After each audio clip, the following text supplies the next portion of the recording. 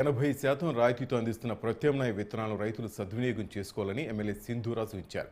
శ్రీ సత్యసాయి జిల్లా కొత్త చెరువులో వ్యవసాయ శాఖ ఆధ్వర్యంలో రైతులకు ప్రత్యామ్నాయ విత్తనాలు పంపిణీ కార్యక్రమాన్ని ప్రారంభించారు. 2 నెలల క్రితం ఇదే వేదికపై రైతులకు వేరుశనగ విత్తనాలు పంపిణీ చేశామని, జూన్లో వర్షాలు సక్రమంగా కురిసినప్పటికీ జూలై, ఆగస్టులో వర్షాలు కురవలేదన్నారు. ఈ పరిస్థితుల్లో రైతులు నిరుత్సాహానికి గురికాకుండా ప్రత్యామ్నాయ పంటల సాగు చేపట్టాల్సి ఉంచారు. రైతుకు పెట్టుబడి ఖర్చులు తగ్గించేందుకు గాను 80% రాయితీతో ప్రభుత్వమే ఈ ప్రత్యామ్నాయ విత్తనాలు అందిస్తున్నట్లు తెలిపారు.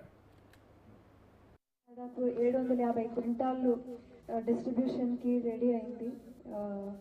ఇది హార్స్ గ్రామ్ వాళ్ళు చెప్పినట్టు 1 ఎకరాకి దాదాపు 10 కేజీల దాకా ఉలువలు ఇచ్చే అవకాశం ఉంది. ఇప్పుడు ఈ రైతులు ఎవరైతే నష్టపోయారో ఈ వేరుశనగ వేసి, ఇంకా ఎవరైతే వేయలేదో ఈ క్రాపింగ్ మెథడాలజీ ద్వారా ఎవరైతే వేయలేదో దాంట్లో ఖచ్చితంగా వీళ్ళు గవర్నమెంట్ ఇచ్చే ప్రతి ఒక్క ఈ పథకాన్ని కరెక్ట్గా యూజ్ చేసుకుంటే నిజంగానే రైతులకి మంచి భవిష్యత్తు కలిగించాలని ప్రభుత్వం మనకి ఇంత ఆలోచనతో ముందుకు తీసుకెళ్తుంది.